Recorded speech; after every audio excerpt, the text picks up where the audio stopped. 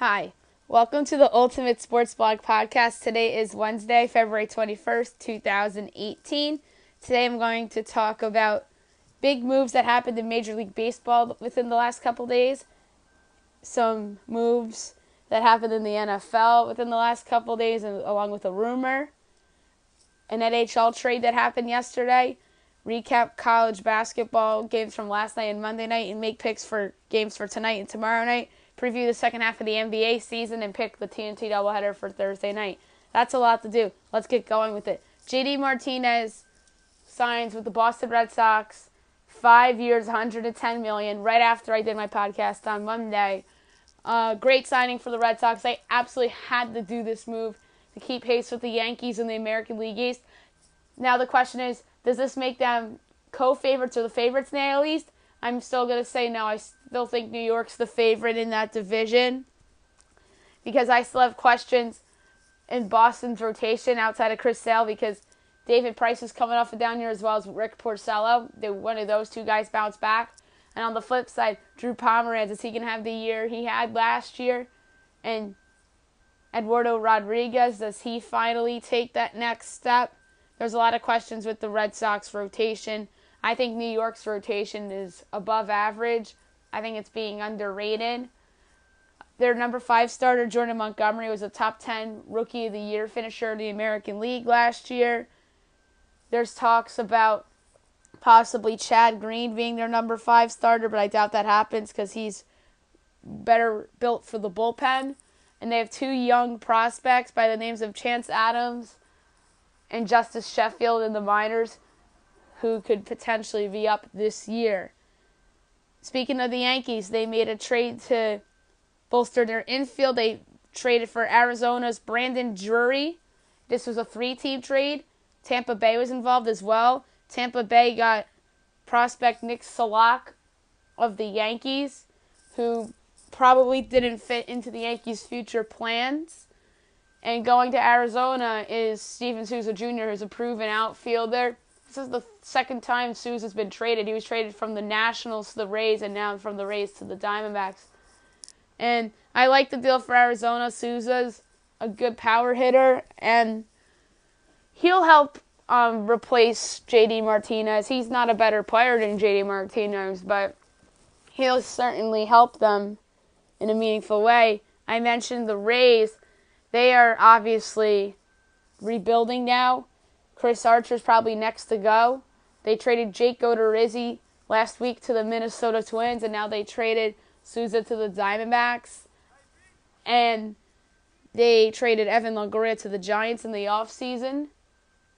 And now the question is, who trades for Chris Archer? Milwaukee's in play. I wonder if the Twins are even in play, even though they just traded for Odorizzi. Obviously, the Yankees are in play. The Dodgers possibly.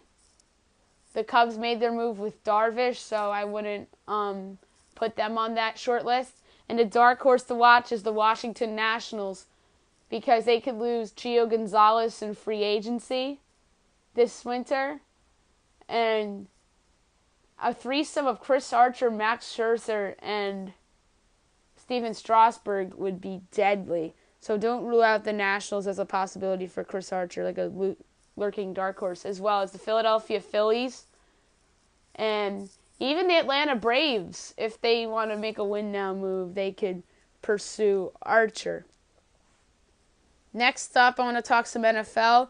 The Miami Dolphins placed the franchise tag on Jarvis Landry last night. Good move. Let's see if they sign him long term. And another free agent to be, possibly, Kirk Cousins. Boomer Esiason said on his radio show today that he is hearing that Cousins to the New York Jets is a done deal. I'm not totally buying that yet, unless if it comes from Adam Schefter or Ian Rappaport. But if Cousins were to land with the Jets, that would make the Jets from one of the worst teams in the league to, I guess, mediocre. Like maybe from like a 4-5 win team to a 500 team per se. The Jets overachieved last year, as many people thought that they would possibly go 0-16. But they had Josh McCown playing quarterback for them most of the year. Even though he's a journeyman, older quarterback, he played well for them. And then he got hurt. The duo, or Bryce Petty was their starter. I was almost going to say the duo of Petty and Christian Hackenberg. But they didn't play Hackenberg. Bryce Petty started for them down the stretch, and he's no good. So Kirk Cousins would be a massive upgrade at quarterback for the New York Jets. Hockey, the New York Rangers traded away Nick Holden yesterday to the Boston Bruins for a third-round pick and another young defenseman. And I think getting a third for Nick Holden for the Rangers is a steal. And because I don't think Holden is worth a third-round pick. Rob O'Gara was the name of the other defenseman they acquired in the deal. Great move for New York. I think there's going to be a lot of trades for the Rangers coming within the next couple days as the trade deadline looms on Monday. Rick Nash is going to be on the go, probably, as well as Michael Grabner. Wouldn't rule out Ryan McDonough. David DeHarnay, probably on the move. Don't rule out Matt Zuccarello. And even don't rule out Mark Stahl, even though his salary's big and he's still a veteran that can help a team. And now on to college basketball. Notable results from Monday and Tuesday nights. I did poorly with my picks. I went 7-6 combined between Monday and Tuesday. 1-2 for Monday, 6-4 for Tuesday. Miami defeated Notre Dame by a score of 77-74. I had Notre Dame on the podcast. I was wrong. Notre Dame drops to 16-12 and Miami improves to 19-8. Big win for Miami. Keeps their at-large hopes alive. Notre Dame's probably headed to the NIT at this point. Maryland defeated Northwestern by a score of 71-64. Big win for Maryland to keep their at-large hopes alive. They improved to 19-11. Northwestern drops to 15-14. Northwestern's probably headed for the NIT. I think Maryland has a shot to get an at-large bid. I'm not sure if they will get it.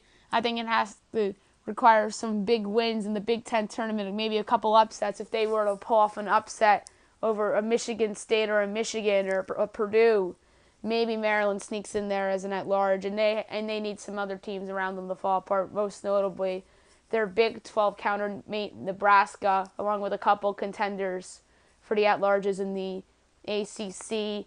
Maybe St. Bonaventure suffers a loss, but Maryland needs a couple breaks if they want to get an at-large. In the lone game I got correct on this podcast, number 8 Kansas defeated Oklahoma by a score of 104-74. It's Oklahoma's 6th straight loss. They dropped to 16-11. Kansas improves to 22-6. I think Oklahoma's still in the tournament for now because they have some good wins, most notably a home win over Kansas and a win over Wichita State on a neutral. Maybe that will get them in. They need some wins in the Big 12 tournament. They consider themselves a lock. Maybe they pull off an upset over West Virginia or Texas Tech. But I don't think Oklahoma is a lock anymore. But although I still think they're in. Tuesday's games that I picked on this podcast, I picked 10 of them. As I mentioned, went 6-4. NC State defeated Boston College in a game that they absolutely had to have by a score of 82-66. I had NC State on the podcast. They improved to 19-9. Boston College drops to 16-12. NC State's in the conversation for an at-large. Number 2, Michigan State defeated Illinois by a score of 81-61. I had Michigan State on the podcast. They improved to 27-3. Illinois drops to 13-16. I don't get why so many projected brackets say ESPN's Joe Lunardi or CBS's Jerry Palm or even Bleacher Report's Kerry Miller, whose bracket I compared to my own mock bracket yesterday. I don't understand why Michigan State's not a 1 seed. They have some great wins, including a win over North Carolina. They have a win over Purdue among their great wins. One of their losses came against Duke. That's okay. Duke's a good team. One of their losses came on the road at Ohio State. Ohio State's a good team in the Big Ten. And somebody just please explain to me why Michigan State doesn't belong on the 1 line, because I think they deserve to be on the 1 line. They might not even have to win the Big Ten tournament to be a 1 seed. They have 3 losses. They absolutely should be on the 1 line. On to the next pick, and that was, as I mentioned, Ohio State. Number 16, Ohio State defeated Rutgers by a score of 79-52. I had Ohio State on the podcast. They improved to 23-7. Rutgers drops to 13-17. I think Ohio State should be on the 3 or 4 line. Mississippi State upset Texas A&M by a score of 93-81.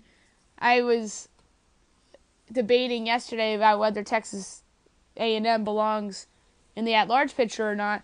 Yesterday hurt their cause. They dropped to 17-11, and it helped Mississippi State's cause as they improved to 20-8. Big win for the Bulldogs, and they should be on the bubble at least. I don't think they're there yet. They need to pick off a couple people in the SEC tournament and get a couple breaks. There's a lot of teams in that group. As I mentioned, Mississippi State, maybe even Texas A&M, Florida, Georgia, Nebraska, Penn State, Maryland, St. John's, Marquette, Providence. I can just keep going. St. Bonaventure, Syracuse, NC State.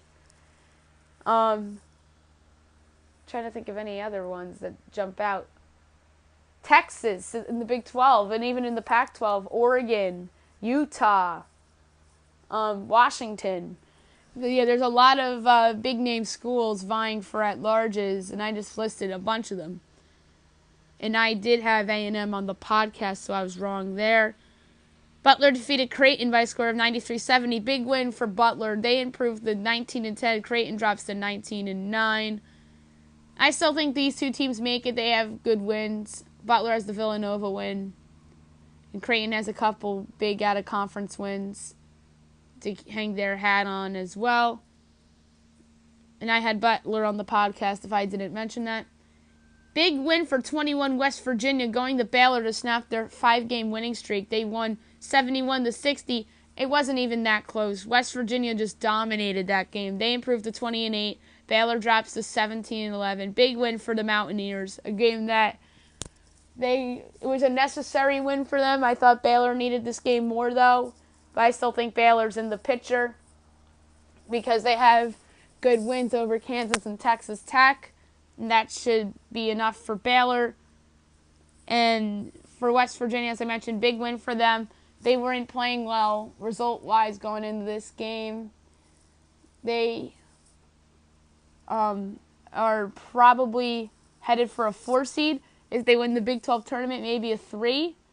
I had them as a 5 yesterday, but I didn't think they were going to win yesterday. So maybe all the people that had them on the 4 line yesterday were proven right. Number 18, Rhode Island beat LaSalle by a score of 95-93 in overtime. I had Rhode Island on the podcast, and as I mentioned before, I had Baylor, so I got that game wrong. Rhode Island improves to 22-4, and LaSalle drops to 11-17. Big win for Rhode Island. They probably should have won this game in regulation. I watched this game, and down the stretch they were fouling. I'm not a fan of when teams foul when they have the lead, because sometimes what led this game to go to overtime, the dude on LaSalle missed the free throw, got the offensive rebound, and got the game-tying shot to go. So it's risky to foul when you have the lead, but at the same time it's risky to not foul when you have the lead because the other team could take the game-tying 3. And Rhode Island opted not to do that. Nebraska defeated Indiana by a score of 66-57. Big win for the Cornhuskers to keep their at-large hopes alive. They improved to 21-9. Indiana drops to 16-13. I had Nebraska on the podcast. Fun fact about this game: Monmouth from 2 years ago was remembered for the bench mobs and all the little things they do on the bench. Nebraska was doing bench celebrations during this game as well, so that was fun to watch.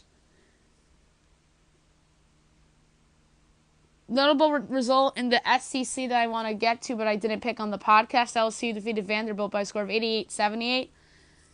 Bleacher Report's Kerry Miller had LSU in the field yesterday. LSU is another team vying for an at-large. So that was a big win for LSU. Ole Miss defeated Missouri by a score of 90-87 in overtime. Bad loss for the Tigers.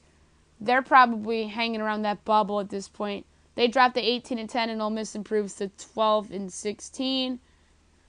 Missouri's probably going to still get in because they have the Kentucky win, and I think they're a candidate to go on a run in the SEC tournament, especially if Michael Porter Jr. comes back. Big time win for Kentucky yesterday, 87-72 over Arkansas. They improved to 19-9. Arkansas drops to 19-9. I think Arkansas is fine. They'll probably still get in. Big time win for Calipari's team. And their defense was outstanding in this game. And I did have Arkansas and Missouri on the podcast, and I was wrong about both of those games. Picks for tonight and Thursday. Tonight you have Georgia at South Carolina. I'm not picking this as a part of Maddie's picks, but it's a game worth noting because Georgia's in the conversation for an at-large. I'm going to say they fall here at South Carolina because South Carolina tends to pick off these teams at home. They picked off Auburn. They picked off Kentucky about a month ago at home. And now to the games I'm going to pick. Number 4, Xavier's at Georgetown. Give me Xavier on the road, although Georgetown has kept these games close in conference play. Seton Hall at Providence. I'm taking Providence at home. Providence needs this game more than Seton Hall. I still think Seton Hall is in. Providence needs this more. Number 1, Virginia hosts Georgia Tech. Give me Virginia big. 15, Clemson at Virginia Tech. I think Virginia Tech wins this one. Number 10, North Carolina at Syracuse. Trap game for Carolina. If Syracuse gets this win, I think this puts them in the tournament for good. I really do. Because Syracuse lacks a signature win. Although they got a nice win at Miami. They had a nice win at Louisville. But if they're able to pick off Carolina here, that'd be big time for Jim Boeheim's program. I'm going to say Carolina gets the win on the road. They win their 6th straight game. Carolina's playing really well right now after struggling last month. Number 17, Michigan at Penn State. Give me Penn State at home to improve its at-large case. Number 6, Texas Tech at Oklahoma State. Trap game for the Red Raiders, but give me the Red Raiders to survive here on the road. If Oklahoma State gets this win, maybe they get put in that conversation for an at-large. Although, like I said, Oklahoma State has some really good wins. They have a win over West Virginia on the resume. They have a win over Oklahoma on their resume. If they're able to pick off Texas Tech here, maybe we're starting to talk about chances the Cowboys sneak into the big dance. Number 13, Wichita State hosts Tulane. Give me Wichita State at home. No letdown after that big win over Cincinnati. I think they're going to roll against Tulane. TCU at Iowa State. Trap game for the TCU and the Horned Frogs. Like I said, I think this is a trap game. Iowa State, I think, picks them off here. Iowa State has a win over West Virginia, a win over Kansas. Wait, do they have a Kansas win, or do they have an Oklahoma? They have a Texas Tech win, and they actually lost to Kansas. They have wins over West Virginia and Texas Tech. I think they pick off TCU too, and this knocks TCU down a little bit in the pecking order for the at-larges. So give me Iowa State to pick off TCU. There is no bad team in the Big 12.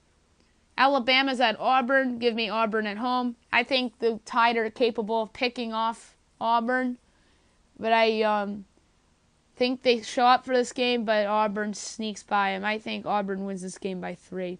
St. John's at Marquette. You know what? Give me St. John's again. They're just on a roll right now. They picked off Villanova. They picked off Duke. They picked off Marquette at home. Yeah, they got to win against DePaul, but still it's DePaul.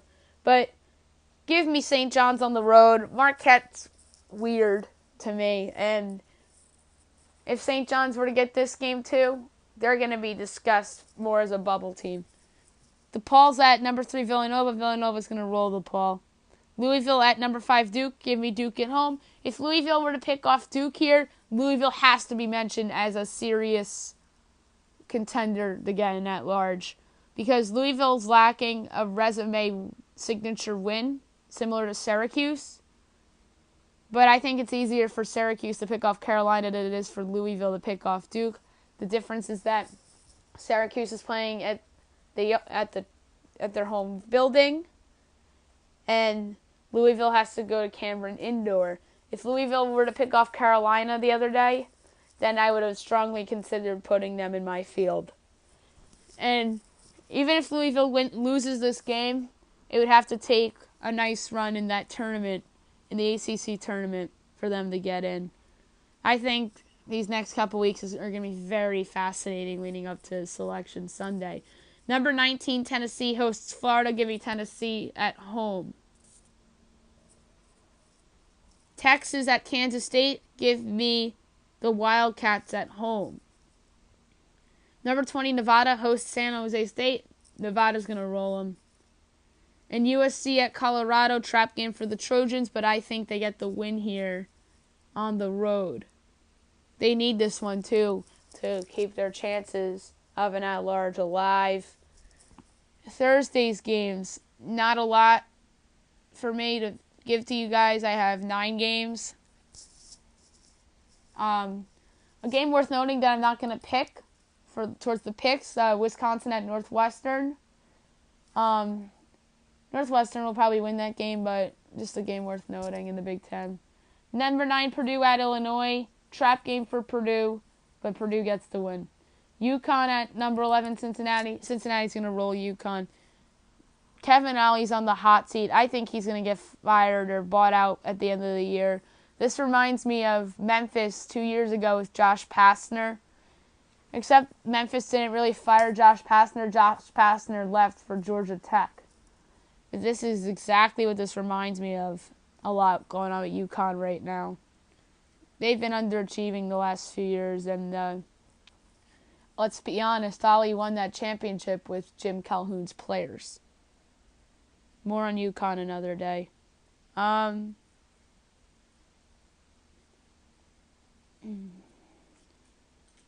Number 6, Gonzaga is at San Diego. Give me Gonzaga on the road, although this is a trap game for Gonzaga. Number 23, Houston at Memphis, another trap game. I think Houston gets the win here on the road. I don't think Memphis is very good. I mentioned Memphis before. I think that's another coach that's possibly going to be let go in the AAC, Tubby Smith. Number 14, Arizona at Oregon State, trap game for the Wildcats, but I think they pull it out on the road. Speaking of trap games, like pretty much all these teams are in trap games. Washington at Stanford. Give me Washington. UCLA at Utah, trap game for the Bruins, but Utah is in the conversation. I think they pick up this win here at home to improve their at-large chances. Number 22, St. Mary's hosts Pepperdine. St. Mary's is going to roll Pepperdine. Arizona State at Oregon, trap game for the Sun Devils. I think the Ducks win it at home. The NBA second half begins tomorrow, and I want to go through a couple storylines with you guys. I'm just going to scroll through the standings real quick, and I'm going to go over things that intrigue me. Eastern Conference, Toronto's in first. They're 41-16.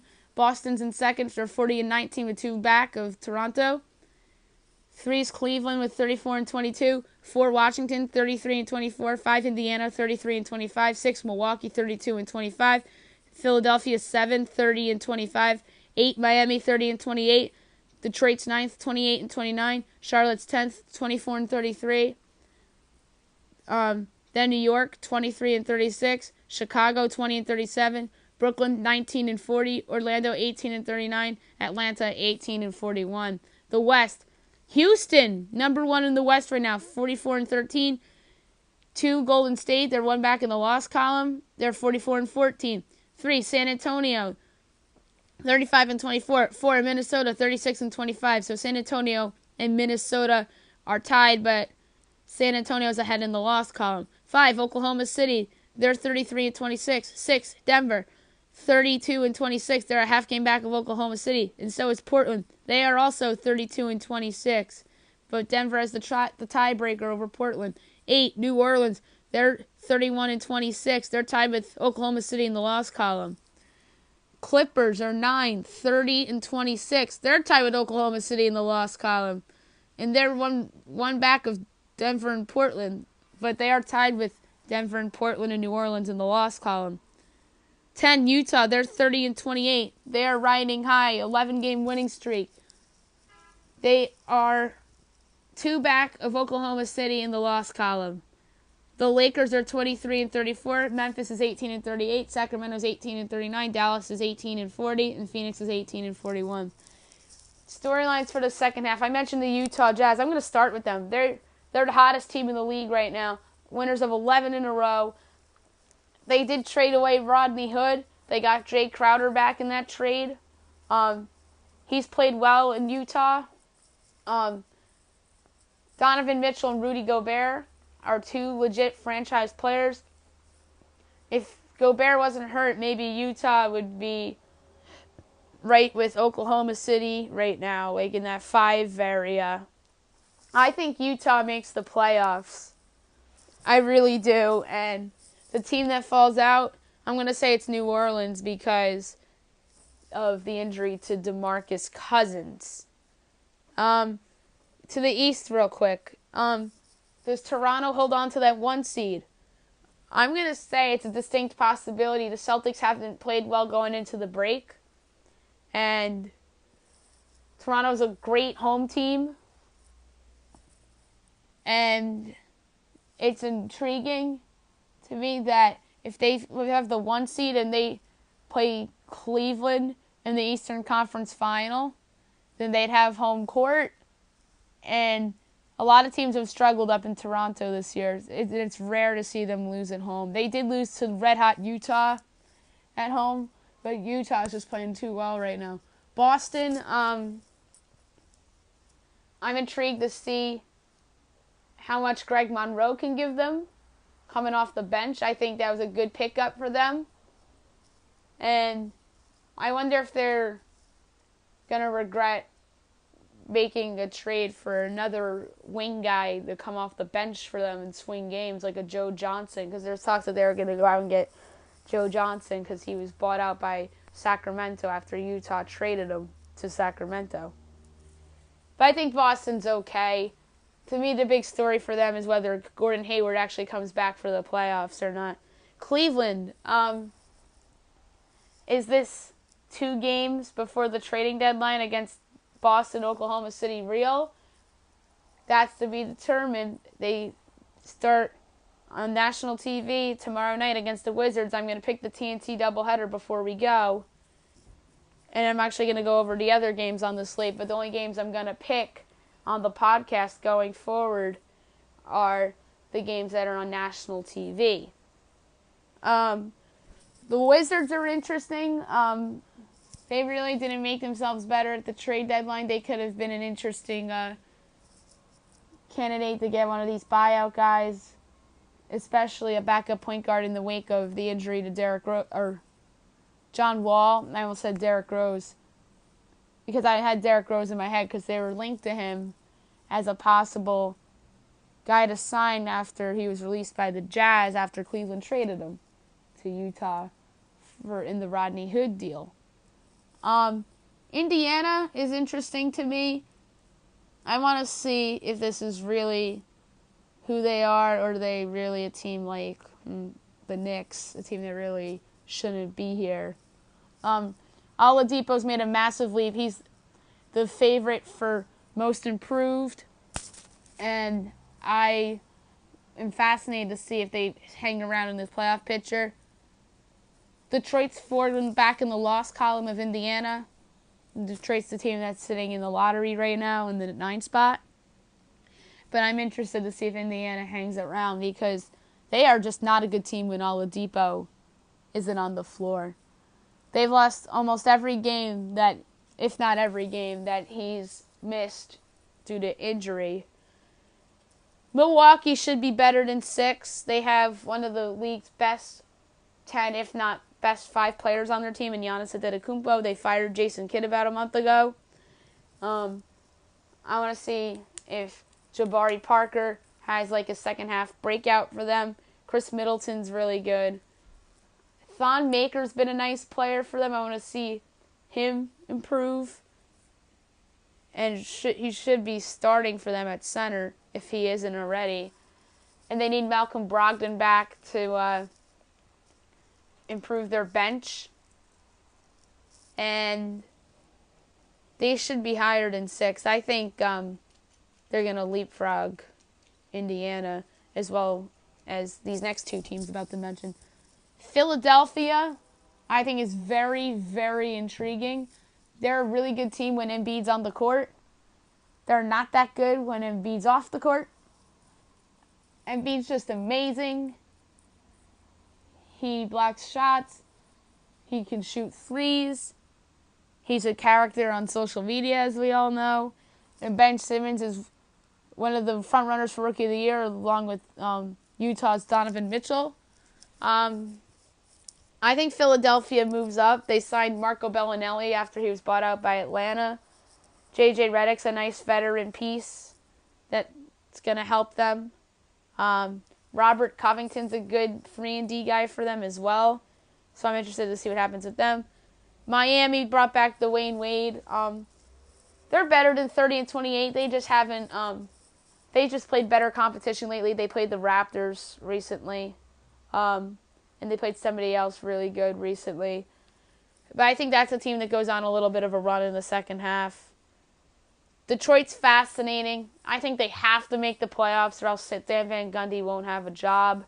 Especially after the trade they made for Blake Griffin.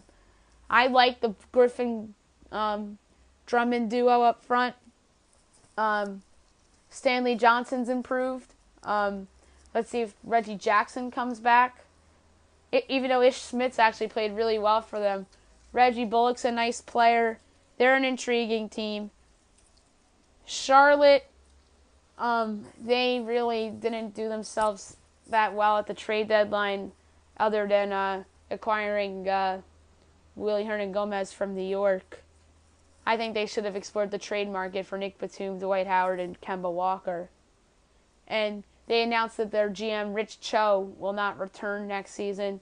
I'm already hearing rumors that Mitch Kupchak, the former Lakers GM, might be the front runner there to get that job. The New York Knicks, they're a mess. Porzingis is out for the year. They're probably just going to be playing young guys the rest of the way. I don't think Jeff Hornacek comes back next year. He'll probably be fired at the end of the season. I'm interested to see if Moutier improves his value. I want to see Frank Ntilikina get better. And I think New York is going to continue trading guys away. Enes Kanter's probably a guy that probably won't be on the team next year, as well as Courtney Lee. I think they should have traded those guys at the deadline. They failed to do so. Maybe their value gets better with more teams in the mix for guys like that. Chicago, they're going to, like New York's going to be playing a lot of young guys. I don't think Fred Hoiberg comes back next year either, even though that team wasn't supposed to be good anyway. And that's the same for New York. New York wasn't supposed to be good anyway. But the reason why New York overachieved the first couple months of the season was because Kristaps Porzingis was playing like a top 5 player in the NBA. So, and now he's hurt, and now they're a bad team again. And back to Chicago, like I said, I don't think Hoiberg comes back next year. They're going to be playing a lot of young guys. Cameron Payne's going to see some time. Cristiano Feliciano. And I really like the foundation they've laid out with Dunn and Lauri Markkanen. Chris Dunn looked like a bust last year on the Timberwolves, and now he's revitalized in Chicago. Zach LaVine's a nice piece. I wonder what that team's going to do in the summer. I think that's a candidate, a trade partner for somebody. Brooklyn's interesting. they started off the season sort of overachieving, but that pick that the Cavs own is looking better now. And I think that's a team, a candidate that's going to be falling apart a little bit. Although I like Spencer Dinwiddie, I think they should keep him around. Although teams tried to pry him away from Brooklyn, but Brooklyn denied trade offers for him. I like Jarrett Allen. DeMarre Carroll, I think Brooklyn should have traded him at the deadline. Maybe they'll trade him this summer. So them and New York are in similar spots in terms of veterans on the team that should have been moved at the deadline. And Orlando's in that similar spot too. They should have moved off of Aaron Aflalo, maybe even Bismack Biyombo, even though his contract's hefty. I heard rumors today, something came out, teams already interested in Aaron Gordon for the summer, such as Phoenix, Indiana, and Dallas. I think Dallas makes sense for Gordon. I believe Phoenix makes some sense for him, especially if they move on from like a Dragon Bender or Marquise Chris. And if an interesting forward combo would be between him and TJ Warren in Phoenix. And Indiana, to me, doesn't really make any sense unless they play him at small forward, because I don't see them moving on from Sabonis or Miles Turner. So that would be another interesting landing spot for Gordon come summertime. But we'll save more of those conversations come summer. I think Orlando's headed for a top 5 pick. They traded away Alfred Payton. They're going to see what they have in Mario Hezonja. He was playing a little bit better before the All-Star break. I want to see if he gets better. And Atlanta's probably the worst team in the East. I like Dennis Schroeder. We'll see if they hold on to him this summer or not. John Collins is a nice long-term piece for the Hawks, I think. And I think they should have explored the trade market for Kent Bazemore. They failed to do so. Another nice young piece I like on that team is Taurean Prince. To the West, Houston, my question for them is, do they hold on to the 1 seed? And does their defense improve? Their defense wasn't great, really, going into the All-Star break. They're obviously a better team when both Harden and Paul are together, and Capella, too. Capella's emerged as a borderline franchise center. His growth reminds me a little bit of Steven Adams' growth on Oklahoma City, except those two guys are different players in their own way. But from a standpoint of making the leap, Capella's leap reminds me of Steven Adams' leap from a couple years ago. So they're an interesting team. Trevor Ariza has been out for a while. He'll come back. He's a good 3-and-D guy that provides leadership for them. Eric Gordon has some moments off the bench. So, yeah, Houston's an interesting team. I do not think they hold on to the 1 seed. Golden State is just the best team in the league, period. Those 4 guys together are just fantastic. Don't be shocked if Durant puts himself in the conversation for the MVP. I really think that his big game in Portland could be a sign of big things to come for Durant. He's their best player, although I think Steph Curry's the face of that franchise.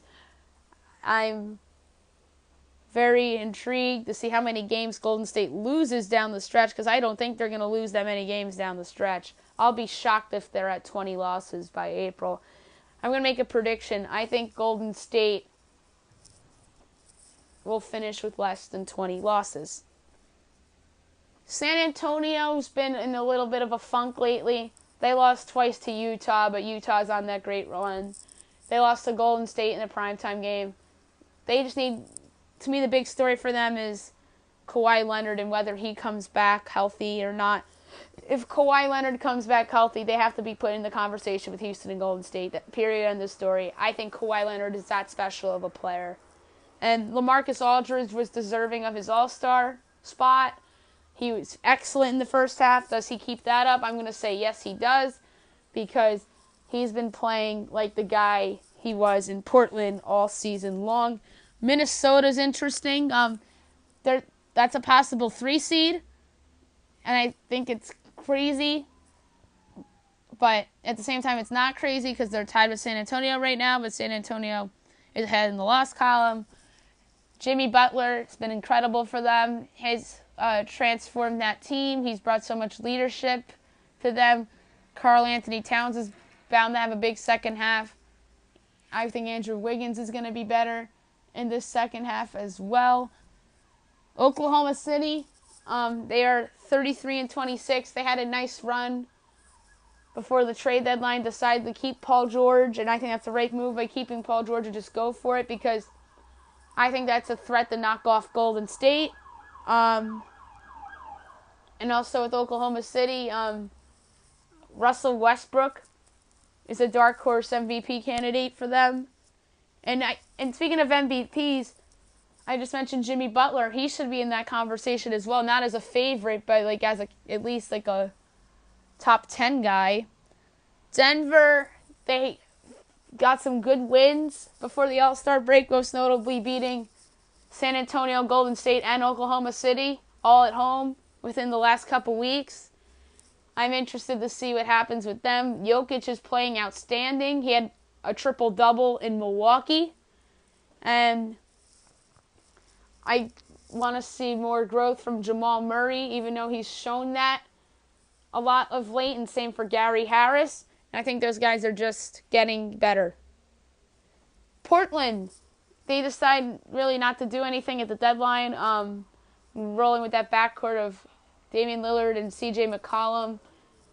I want to see a better second half for Jusuf Nurkic. He's been somewhat of a disappointment in the first half of the year. Injuries have something to do with that. But I like Nurkic a lot. He's like a poor man's Jokic, ironically enough. If he gets going, that's a possible. They could possibly jump Oklahoma City and Denver, assuming that Oklahoma City has some weird losses like they have earlier in the year, and if a couple guys get hurt on Denver or even Oklahoma City for that matter. New Orleans, I don't think is going to hold on to that 8 seed. I already mentioned I think it's going to be Utah. DeMarcus Cousins is out for the year. If DeMarcus wasn't hurt, then New Orleans could have been a threat to go to the second round of the playoffs because those two together was so good. Drew Holiday's had a nice year. Rondo's actually been decent for them. Each Moore is a guy that can hit threes for them in big spots. But I don't think they last in the playoff picture. The Clippers are interesting. I don't think they make it, though. They held on to DeAndre Jordan, extended Lou Williams.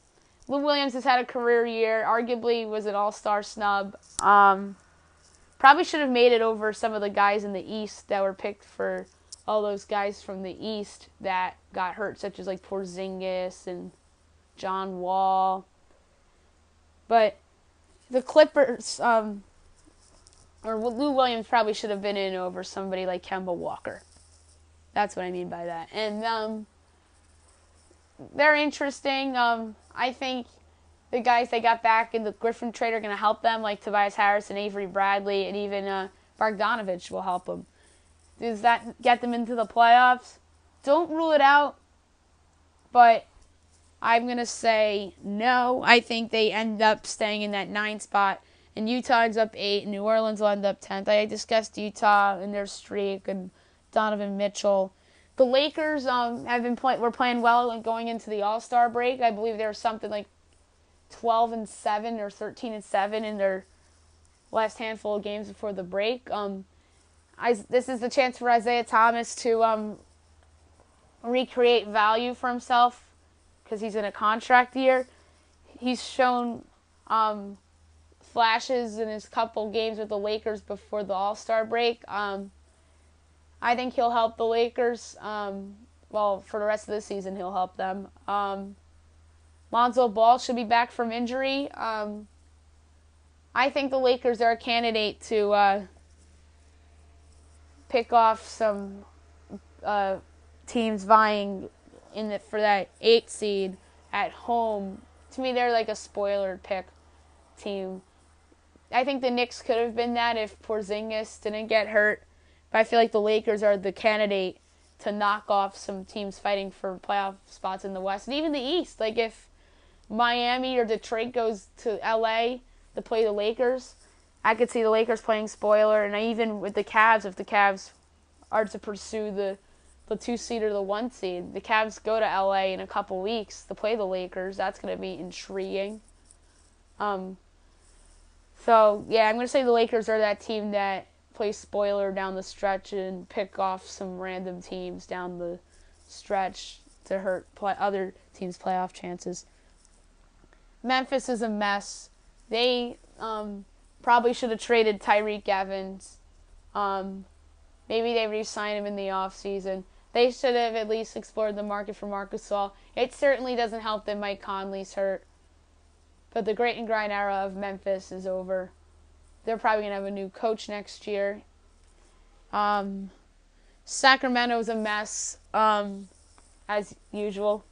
Willie Cauley-Stein's a nice player. Buddy Hield's a nice player. They have some nice pieces to start a foundation. To me, they need another top 5 pick to go with those guys.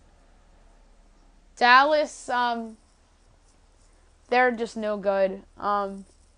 This might be Dirk Nowitzki's last season. That's something to watch out for. If this is Dirk Nowitzki's last season, God bless him. Great career.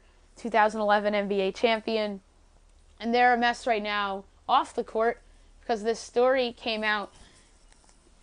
An exclusive story by Sports Illustrated came out about some assaults outside the organization. It's somebody called it a real-life animal house, and current and former Dallas Mavericks employees detailed a corporate culture life with misogyny, predatory sexual behavior, and Mark Cuban, their really good owner, vows to clean it up. So a mess on and off the court for the Dallas Mavericks. And last but not least, the Phoenix Suns. They traded for Elfrid Payton. Payton's looked good in his first couple games with the Suns. I just mentioned them as a possible destination for Aaron Gordon come the summer. So they're an interesting team, interesting young pieces. I want to see if young guys such as Marquise Chris and Dragan Bender play better. When Devin Booker's healthy, they're a team that could pick off a random team. And Devin Booker's not healthy, they're the worst team in the league. And that's for sure. And lastly, before I go, I'm going to pick the doubleheader for tomorrow night on TNT. Cleveland hosts Washington. Give me the Cavs at home to win their 4th straight game, their 3rd in a row since the new guys showed up. And Golden State hosts the Clippers. Give me Golden State big at home. I think the Wizards can beat the Cavs, but not without John Wall. Bradley Beal, another storyline that I forgot to mention with the Wizards. Bradley Beal's made a monster jump this season. Deserving of an all-star. Otto Porter Jr.'s gotten better. I like Kelly Oubre, but I don't think they could beat the Cavaliers in Cleveland, especially with this new roster. And quickly, I want to go over my picks. I didn't do this on my personal sports blog yet, but my first half award picks for the NBA. MVP, call me crazy, LeBron James. He's the best player in basketball. He's the sole reason why the Cavs didn't implode in a major way. The trade pretty much saved their season. Well, I think will save their season. But let's be real here. The real catalyst to this team is LeBron James. He's the best player in basketball. He's the most valuable player in basketball. And the Cavs are just hot garbage without him. And James Harden's obviously the other candidate, but he has Chris Paul and an improved supporting cast around him. And I think Harden's supporting cast is better than LeBron's. And that's why, to me, LeBron's the MVP over James Harden. Defensive Player of the Year, tough call. But give me Draymond Green. He's just outstanding and always does a good job guarding his position and guarding others on switches as well. If Kawhi Leonard were healthy, he'd be in this conversation. Rudy Gobert missed too many games. And then the Rookie of the Year, Donovan Mitchell, Utah Jazz, the catalyst of the 11-game win streak. A lot of people would say Ben Simmons, but he's as great as he's been. It has to be Mitchell. He's helped the Jazz offset the loss of Gordon Hayward in free agency. So, give me Donovan Mitchell for Rookie of the Year. Coach of the Year is a tough call. Probably the toughest call among the awards for coaches. But give me Dwayne Casey of the Toronto Raptors, the 1 seed in the Eastern Conference right now. Casey deserves a ton of credit. I remember in 2014, he was about to be fired, and they made the playoffs that year, and that was sort of year one of their window they have here. They lost to Brooklyn in round one. That year, Brooklyn had KG and Pierce and Karolinko and Darren Williams, and Jason Kidd was the coach. And that was the first year of that Raptors run. But how far Dwayne Casey's come, I think he deserves that honor. Quinn Snyder's obviously in the conversation. Nate McMillan of Indiana has to be mentioned. Greg Popovich, Tom Thibodeau, Doc Rivers. A lot of great candidates for Coach of the Year. Executive of the Year, this is a very hard call, but I'm going to say Daryl Morey of Houston, going out and getting Chris Paul, and now the Rockets have the best record in the NBA. I think Morey deserves credit for that.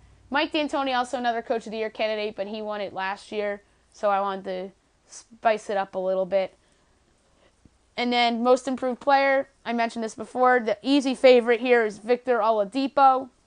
He's been outstanding. He's the sole reason why the Pacers are in the playoff position. Kristaps Porzingis would have been a candidate had he stayed healthy the rest of the year. Spencer Dinwiddie of Brooklyn, but that team just isn't good. Brandon Ingram of the Lakers is an interesting candidate. There's a ton of them. Aaron Gordon's an improved player. Bradley Beal even. Otto Porter Jr. of Washington. A lot of good candidates for that award. Clint Capella of Houston's another one. But I'm going with Oladipo, and Oladipo's an easy choice there. I'm trying to think of any other awards I missed for NBA. I don't think I missed any of them because I said Coach of the Year, Executive of the Year, MVP, Defensive Player of the Year, Rookie of the Year, Most Improved. So, yeah, I got all my awards in. Long podcast today, I know. Tomorrow I'm going to be back with a mock draft for the NFL. It's going to be my third mock draft. The second full one I'm going to do on the podcast. And then Friday I'll be back recapping what's gone on in NBA and college basketball. Spring training games get underway on Friday as well. Maybe we'll get into that a little bit. And I'll go over any other news that breaks within the next couple days. Hope you have a nice day, everybody.